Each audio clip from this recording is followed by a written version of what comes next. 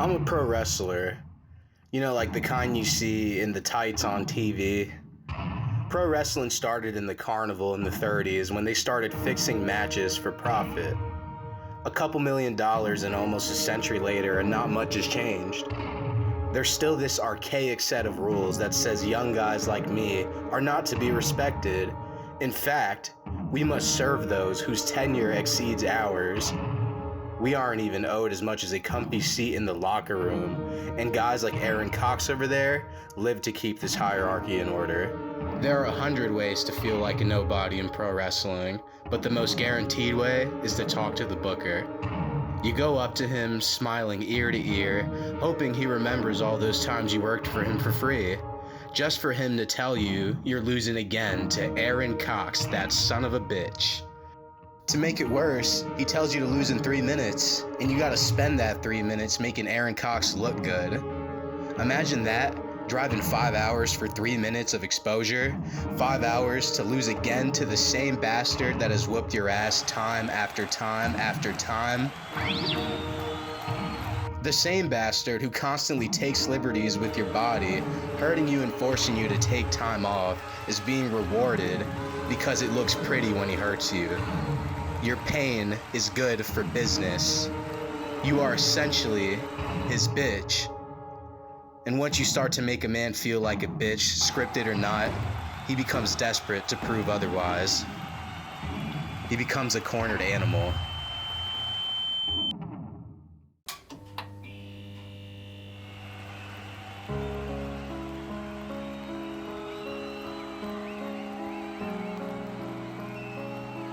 This particular match began like any other. Me using my superior skills to make Aaron look better than he really is. The savage beating being laid on me.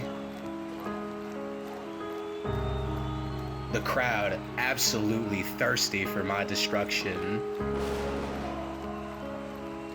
The difference in this match was me. I'd become numb to the pain, scripted or not, and I decided to go into business for myself. I decided to say, fuck the script. By kicking out of Aaron's finishing move, I told the world that he couldn't beat me in a real fight. But it began to look like I'd have to prove that soon.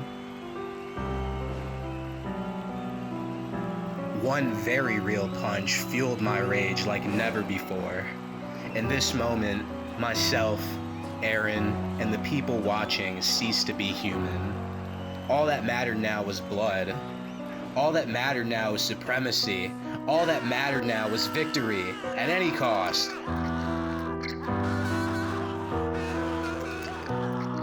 You wonder why wrestling is the same business it was a century ago? Because humans themselves have not changed very much. We are no different than our ancestors in the Roman Colosseum. All we crave is bloodshed and glory.